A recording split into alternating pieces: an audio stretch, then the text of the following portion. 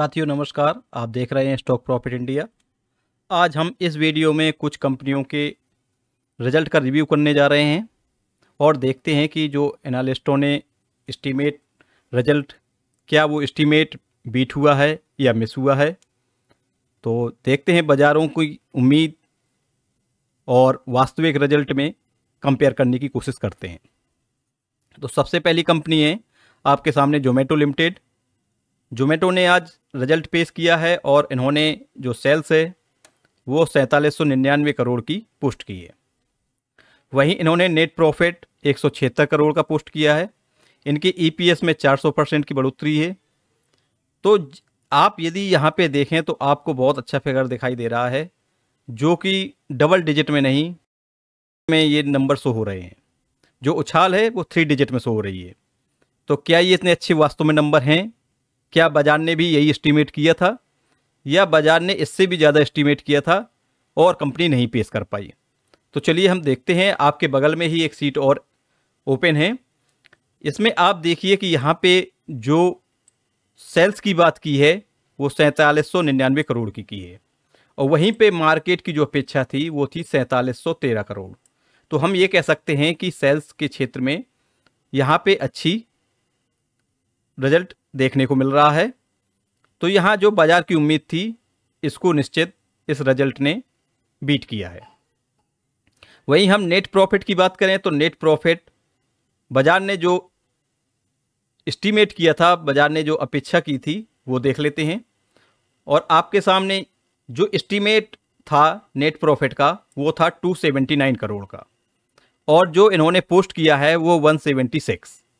यानी यहाँ पे नेट प्रॉफिट में और उछाल बाजार ने उम्मीद की थी, जो उछाल जोमेटो पेश नहीं कर पाई। तो हम ये कह सकते हैं कि प्रॉफिट के हिसाब से यहाँ पे जोमेटो मिस हुआ है, यानी रिजल्ट अपेक्षा के अनुसार कमज़ोर साबित हुए। जोमेटो का चार्ट आपके सामने ओपन है और जोमेटो जो ट्रेंड चल रहा था, आप ये ट्रेंड लाइन देख सकते हैं, इस ट्रेंड पे लगातार अपसाइड मूव कर रहा था। यहाँ से ये ट्रेंड लूज होता है और यहाँ पे इसका ब्रेक डाउन होता है। ब्रेक डाउन होने के बाद फिर इसने रेजिस्टेंस वहीं लिया, अपने जो ट्रेंड लाइन थी उसका रेजिस्टेंस लेके फिर से गिरावट हुई। तो जब तक ये 170 का लेवल पार निकल लेता तब तक इसमें स्ट्रेंथ नहीं आएगी। और अब जो इसका सही लेवल होगा, क्योंकि रिजल्ट भी इसके कमज़ोर हैं, जो नेट प्रॉफिट है वो मार्केट की अपेक्षा के अनुरूप नहीं आया है, तो अब इसमें इंतज़ार करना चाहिए 216 से और 226 के बीच का। ये एक जोन होगा जो कि डिमांड जोन बन के निकलेगा। यदि यहाँ आता है तो यहाँ पे आप स्टडी कर सकते हैं निवेश के लिए। तब तक आपको वेट एंड वॉच करनी चाहिए। इसमें दूसरी कंपनी है अंबर एंटरप्राइजेज। आज भी इसने रिजल्ट पेश किया है। तो अंबर को हम डिटेल में एनालिसिस करते हैं। तो सबसे पहले देखते हैं कि इन्होंने जो सेल्स पोस्ट की है वो 1685 करोड़ की है और नेट प्रॉफिट 21 करोड़ का किया है। तो हम वहीं पे आपके सामने चार्ट है और साथ में एस्टीमेट है जो मार्केट ने अपेक्षा की थी। तो मार्केट ने अपेक्षा की थी 1269 करोड़ की और इसने पेश किया है 1685। तो यहाँ से एक बहुत अच्छा उछाल देखने को मिल रहा है सेल्स में। वहीं पे हम नेट प्रॉफिट की बात करें तो नेट प्रॉफिट था 10 करोड़ का जो मार्केट ने अपेक्षा की थी और कंपनी ने पोस्ट किया है 21 करोड़ का। तो ये चीज़ आपको आज रिजल्ट आया है तब पता चला है और मार्केट को ये अनुमान पहले ही लग गया था कि इसका रिजल्ट बहुत अच्छे आने वाला है। तो अच्छे रिजल्ट की जो सूचना होती है वो कहीं ना कहीं जो बड़े खिलाड़ी होते हैं उन्हें मिल जाती है। तो उसका इम्पैक्ट आपने इसको देख ही चुके हैं कि एक दिन पहले ही उसका इम्पैक्ट आपको मार्केट में प्राइस पे देखने को मिल गया। हम चलते हैं इनके चार्ट पे। कल जो इसमें तेज़ी हुई वो बहुत अच्छी तेज़ी थी, जो 5400 रुपये से स्टार्ट हुई थी और ये कहाँ तक गई थी। इसमें ओपन हुआ 5420 पे और हाई लगाया 6484 का। तो 1000 पॉइंट की इसमें जो कल तेज़ी हुई थी, आज वही तेज़ी लगभग समाप्ति की तरफ दिखी है। तब भी हम ये कहेंगे कि यहाँ से और एक इसने बहुत अच्छा ब्रेकआउट किया है और यहाँ पे भी इसमें एक ख़रीदारी बनती है। यदि हम रिजल्ट को देखें तो ये जोन है और हो सकता है कि ये मार्केट के इम्पैक्ट की वजह से आज इसमें ये बिकवाली दिखाई दी। तो यहाँ से हमें एक ब्रेकआउट दिखाई दे रहा है और ये ब्रेकआउट आगे भी जारी रह सकता है। तो ये यहाँ पे आप इसको कंसीडर कर सकते हैं यदि 5390 के आसपास इसमें खरीदारी करने का मौका मिलता है। तीसरी कंपनी है बजाज फाइनेंस। आज इसके रिजल्ट जारी हुए हैं और देखते हैं कि मार्केट की क्या अपेक्षा थी और रिजल्ट किस हिसाब से जारी हुए हैं। तो रिजल्ट आपके सामने है। 17,090 करोड़ का सेल्स इन्होंने दिखाया है और नेट प्रॉफिट दिखाया है 4,014 का, जो YoY बेस पे 13% की वृद्धि दिखा रहा है और वहीं पे सेल्स की बात करें तो 28% की वृद्धि दिखा रहा है। तो हम देखते हैं कि बाजार को क्या अपेक्षा थी। तो आपके सामने एस्टिमेटेड रिजल्ट भी है और जो मार्केट को उम्मीद थी वो थी 10,894 करोड़, जो कि एक एवरेज था, और 11,029 करोड़ जो उनका हाईएस्ट अनुमान था। तो हम ये कह सकते हैं कि हाईएस्ट अनुमान को भी कंपनी ने बीट किया है और कंपनी ने रिजल्ट पेश किया 17,090 करोड़ का। तो 11,000 करोड़ की अपेक्षा 17,000 करोड़ बहुत बड़ा फिगर है। तो यहाँ पे हम देख सकते हैं कि बजाज फाइनेंस बहुत अच्छा रिजल्ट दिया है सेल्स के मामले में। और वहीं हम चलते हैं इनके नेट प्रॉफिट के लिए। तो नेट प्रॉफिट में आप देख सकते हैं कि कंपनी ने पोस्ट किया है 4,014 करोड़ का और मार्केट को जो उम्मीद थी वो उम्मीद थी 4,053 करोड़ की। तो यहाँ पे कहीं ना कहीं मार्जिन में कमी आई है। जो मिनिमम मार्जिन की उम्मीद थी वो थी 3926 करोड़ की और जो हाईएस्ट थी वो थी 4149 करोड़ की।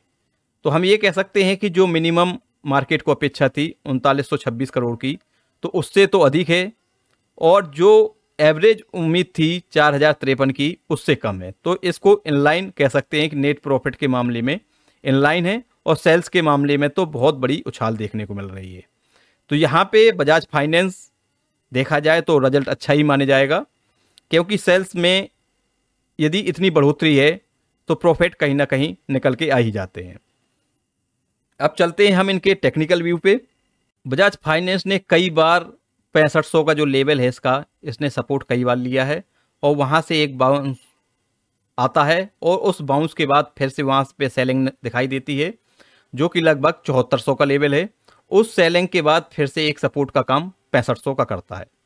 तो ये 6500 का जो इसका जोन है वो एक अभी स्ट्रॉन्ग सपोर्ट का बना हुआ है। यदि यहाँ पे आता है और आपने इन्वेस्ट नहीं किया है तो आप फर्स्ट इन्वेस्टमेंट यहाँ पे कर सकते हैं, जो कि 65 और 6600 के बीच का लेवल है और 6670 इस समय इसकी करंट प्राइस चल रही है। इसका मेजर सपोर्ट निकल के आएगा 6200 और 50 के आसपास, यानी 6250 से और 6300 के बीच में वो मेजर सपोर्ट का काम करेगा।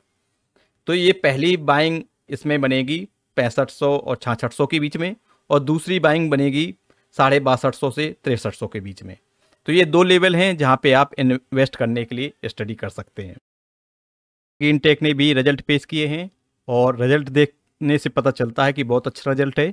इसके एस्टीमेट रिजल्ट का डेटा हमारे पास अवेलेबल नहीं है। एक्चुअली में जो थोड़ा सा छोटी कंपनियां होती हैं जिनका मार्केट कैप कम होता है, ऐसी कंपनियों का जो एस्टीमेट डाटा है वो बहुत कम मिल पाता है। तो चलिए हम इसको एनालिसिस करते हैं इसके पास्ट के डेटा के अनुसार, किसने पास्ट में जो रिजल्ट पेश किए हैं उसके कंपेयर में अब जो रिजल्ट पेश किए हैं वहाँ क्या चीज़ है। तो सेल्स में देख सकते हैं आप कि YoY बेस पे 70% का ग्रोथ दिखाई दे रहा है और वहीं पे नेट प्रॉफिट में 163% का ग्रोथ दिखाई दे रहा है। पिछले क्वार्टर के मुकाबले भी देखें तो बहुत अच्छा ग्रोथ है, लगभग यहाँ से 1.5 से 1.25 गुना का ग्रोथ दिखाई दे रहा है और वहीं पे नेट प्रॉफिट में बात करें तो लगभग दोगुने का यहाँ पे ग्रोथ दिखाई दे रहा है। तो रिजल्ट बहुत अच्छा है ओलेक्ट्रा ग्रीनटेक का। अब हम चल के देखते हैं कि इनके चार्ट में क्या चीज़ दिखाई दे रही है ओलेक्ट्रा ग्रीनटेक में। तो ओलेक्ट्रा ग्रीनटेक का चार्ट आपके सामने है और जो इसका सपोर्ट जोन है वो 1460 से लेके और 1560, ये एक बहुत अच्छा डिमांड जोन है। यदि यहाँ मिलता है तो बहुत अच्छा प्राइस माना जाएगा ये, और बाकी इसकी खरीदारी 1560 से एक स्टार्ट कर देनी चाहिए एक टेक्निकल चार्ट के अनुसार। तो इस समय इसका जो करंट प्राइस चल रहा है वो 1619 रुपये चल रहा है। तो इसमें आप थोड़ा सा वेट कर सकते हैं कि ये 1560 के आसपास आ जाए तो वहाँ पे आप अपनी फर्स्ट इन्वेस्टमेंट इसमें लगा सकते हैं। तो ये था ओलेक्ट्रा ग्रीन टेक का चार्ट। अब हम देखते हैं और कुछ कंपनियों को जिन्होंने आज रिजल्ट पेश किए हैं। तो नेक्स्ट कंपनी है वरुण बेवरेज, जो हमारी एक फेवरेट कंपनी है और हमारे पोर्टफोलियो का हिस्सा भी है। तो देखते हैं आज इसके रिजल्ट जारी हुए हैं। रिजल्ट में क्या चीज़ है, तो रिजल्ट जो जारी हुए हैं वो सेल्स जारी हुई है 4805 करोड़ की, जो YoY बेस पे 24% का इजाफा है। वहीं क्वार्टर वाइज देखें तो यहाँ पे डिप दिखाई दे रहा है। वहीं नेट प्रॉफिट की बात करें तो YoY बेस पे 24% का इजाफा है, और वहीं क्वार्टरली बात करें तो यहाँ पे डिप दिखाई दे रहा है। एक्चुअली होता यह है कि कंपनी कोई भी हो, उस कंपनी का रिजल्ट एनालिसिस करने से पहले आपको उस कंपनी के सारी भौगोलिक एवं उसका इतिहास ये पता होना चाहिए, उसका वर्क पता होना चाहिए। वरुण बेवरेज जो काम करती है वो सॉफ्ट ड्रिंक के रूप में काम करती है, कोल्ड ड्रिंक का काम करती है। तो इनकी जो कोल्ड ड्रिंक है वो आप जानते हैं कि जैसे ही ये सीज़न आता है गर्मियों के बाद सर्दियों का सीज़न, तो वहाँ पे सेल्स में एक कमी आती है। कोल्ड ड्रिंक की जो बिक्री होती है वो गर्मियों में ज़्यादा होती है। तो ये जो जून का क्वार्टर इन्होंने पेश किया है वो हमेशा आप देख लेना, कंपेयर करना। अभी जो सर्दी का आएगा, दिसंबर का जो क्वार्टर आएगा, उसमें सेल्स और कम आएगी। तो ये इसके साथ है। तो ये चीज़ मार्केट को भी पता है कि किस चीज़ की डिमांड कब होती है, तो मार्केट एस्टीमेट भी उसी हिसाब से करता है। तो लेकिन आप ये देखें कि इस समय जो मार्केट ने एस्टीमेट किया था वो 3884 करोड़ का एस्टीमेट किया था। कंपनी ने सेल्स पोस्ट किया है 4805 का। तो यहाँ पे एस्टीमेट को बहुत अच्छे नंबरों से बीट किया है।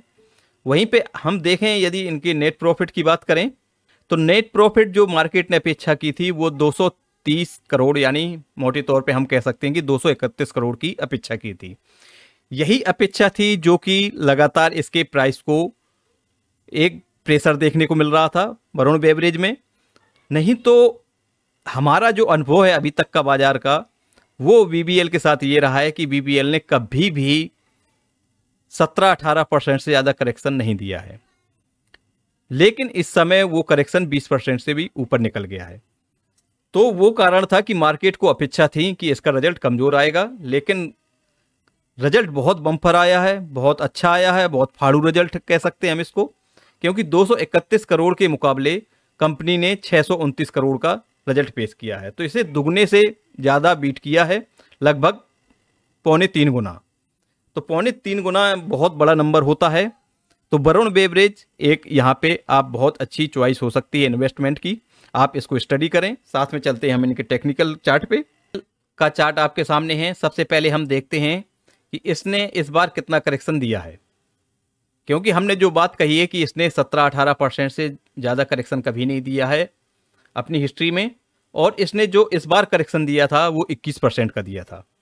तो हमें भी इस चीज़ का अनुमान था कि जो कंपनी अपनी हिस्ट्री में 17% से ज़्यादा करेक्ट कभी नहीं हुई है और वो करेक्शन 21% की तरफ बढ़ गया है, तो निश्चित कोई ना कोई प्रॉब्लम इस कंपनी में हो सकती है। लेकिन कंपनी की प्रॉब्लम जो मार्केट ने अपेक्षा की, उसको मार्केट की अपेक्षा को बीट किया है BBL ने, और इस समय जो इसमें डिस्काउंट मिल रहा है वो लगभग 13% का मिल रहा है। तो अभी भी ये बहुत अच्छी कंपनी है, बहुत अच्छी ग्रोथ कंपनी है, बहुत अच्छा पैसा दिया है अपने निवेशकों को, और आप इसको अभी भी कंसीडर कर सकते हैं।